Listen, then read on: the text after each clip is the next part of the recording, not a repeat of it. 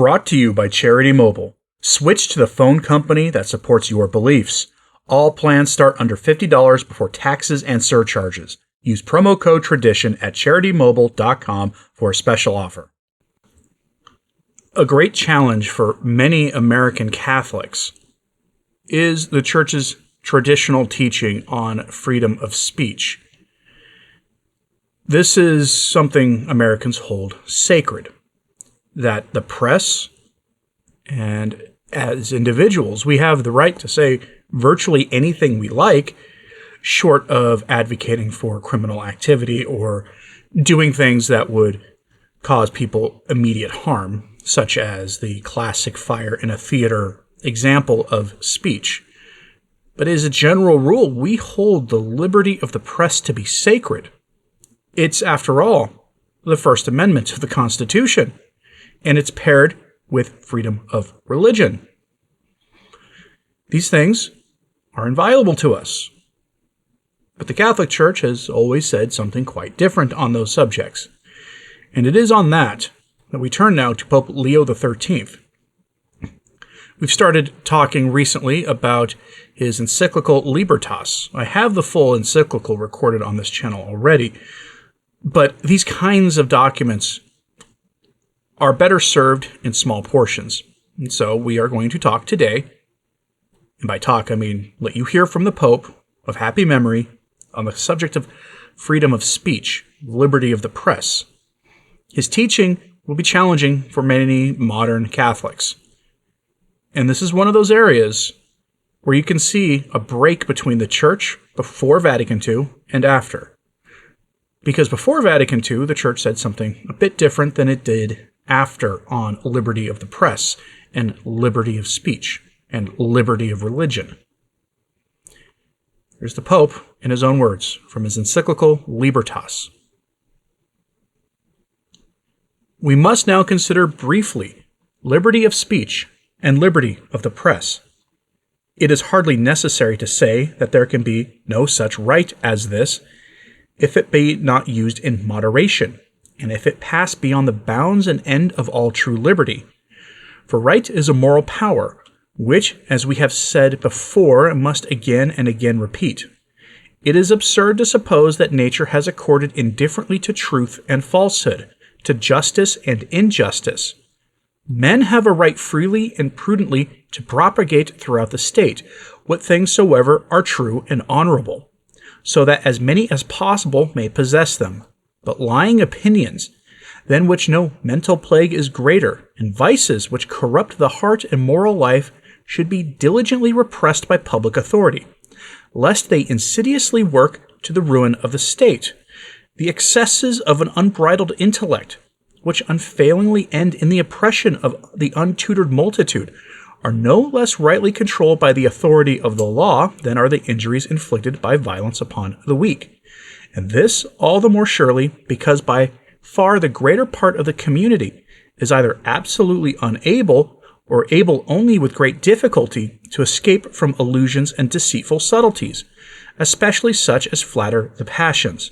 If unbridled license of speech and of writing be granted to all, nothing will remain sacred and inviolate. Even the highest and truest mandates of nature, justly held to be the common and noblest heritage of the human race, will not be spared. Thus, truth being gradually obscured by darkness, pernicious and manifold error, as too often happens, will easily prevail.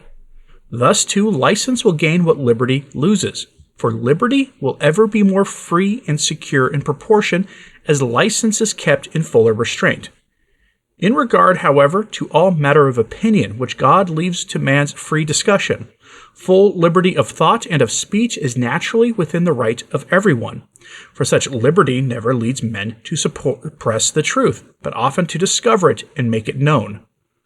A like judgment must be passed upon what is called liberty of teaching. There can be no doubt that truth alone should imbue the minds of men, for in it are found the well-being, the end and the perfection of every intelligent nature, and therefore nothing but truth should be taught both to the ignorant and to the educated, so as to bring knowledge to those who have it not, and to preserve it in those who possess it. For this reason, it is plainly the duty of all who teach to banish error from the mind, and by sure safeguards to close the entry to all false convictions.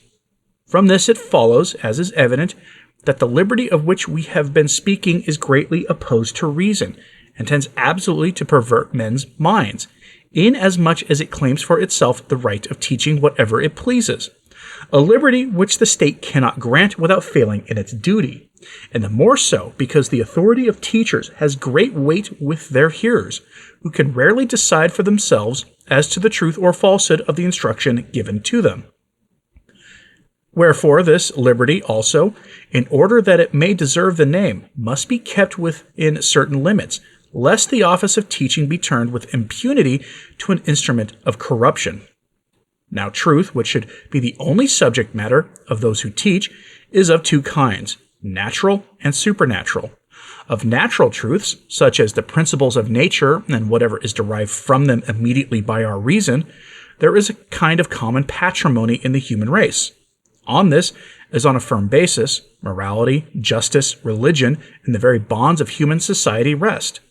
And to allow people to go unharmed who violate or destroy it would be most impious, most foolish, and most inhuman. But with no less religious care must we preserve that great and sacred treasure of the truths which God himself has taught us.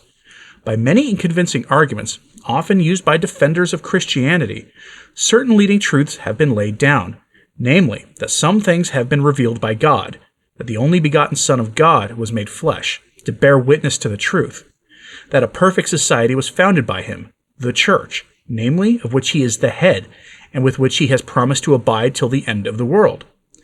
To this society he entrusted all the truths which he had taught, in order that it might keep and guard them, and with lawful authority explain them. And at the same time he commanded all nations to hear the voice of the Church, as if it were his own, threatening those who would not hear it with everlasting perdition. Thus it is manifest that man's best and surest teacher is God, the source and principle of all truth, and the only begotten Son, who is in the bosom of the Father, the way, the truth, and the life, the true light which enlightens every man, and to whose teaching all must submit, and they shall all be taught of God. In faith and in the teaching of morality, God himself made the Church a partaker of his divine authority, and through his heavenly gift she cannot be deceived. She is therefore the greatest and most reliable teacher of mankind, and in her swells an inviolable right to teach them. Sustained by the truth received from her divine founder, the Church has ever sought to fulfill holily the mission entrusted to her by God. Unconquered by the difficulties on all sides surrounding her, she has never ceased to assert her liberty of teaching, and in this way, the wretched superstition of paganism being dispelled, the wide world was renewed into Christian wisdom. Now, reason itself clearly teaches that the truths of divine revelation and those of nature cannot really be opposed to one another, and that whatever is at variance with them must necessarily be false. Therefore, the divine teaching of the Church, so far from being an obstacle to the pursuit of learning and the progress of science, or in any way slowing the advance of civilization, in reality brings to them the sure guidance of shining light. And for the same reason it is of no small advantage for the perfecting of human liberty, since our Savior Jesus Christ has said that by truth is man made free. You shall know the truth, and the truth shall make you free. Therefore, there is no reason why genuine liberty should grow indignant, or true science feel aggrieved, at having to bear the just and necessary restraint of laws, by which, in the judgment of the Church and of reason itself, human teaching has to be controlled. The Church, indeed, as facts have everywhere proved, looks chiefly and above all to the defense of the Christian faith, while careful at the same time to foster and promote every kind of human learning. For learning is in itself good, and praiseworthy, and desirable, and further, all erudition, which is the outgrowth of sound reason, and in conformity with the truth of things, serves not a little to confirm what we believe on the authority of God. The Church, truly, to our great benefit, has carefully preserved the monuments of ancient wisdom, has opened everywhere homes of science, and has urged on intellectual progress, by fostering most diligently the arts by which the culture of our age is so much advanced.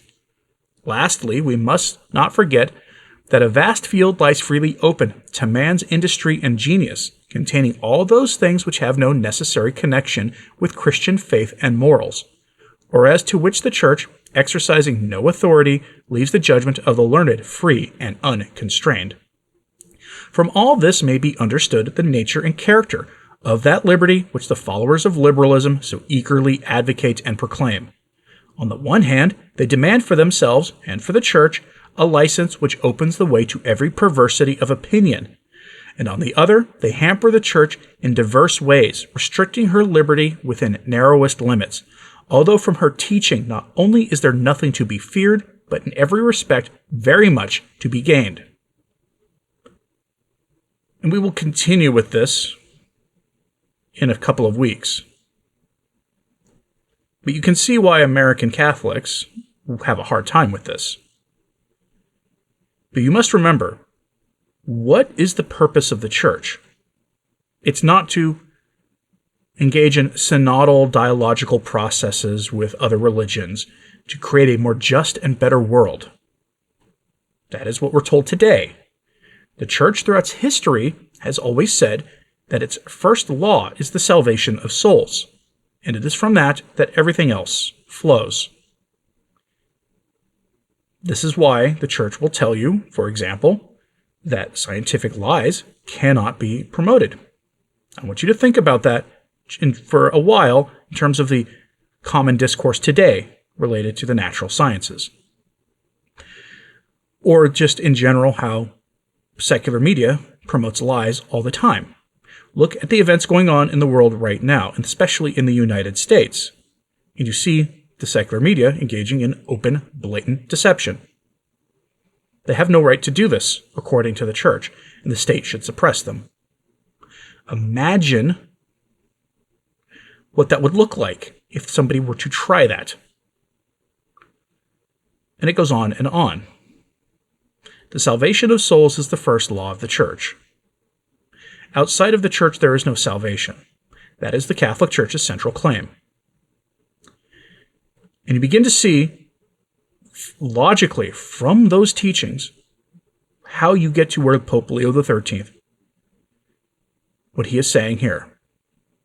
Again, it's not meant to make you feel comfortable, but these are the documents that were the standard teaching of the Church until about 1962. And then everything changed, and chaos reigned both in the Church and after, and outside, to this day. What do you think of this? Let me know in the comments, please. Hit like and subscribe if you haven't. It certainly helps. So does sharing this on social media. That helps too. And as always, pray for the Church. I'm Anthony Stine. Ave Maria.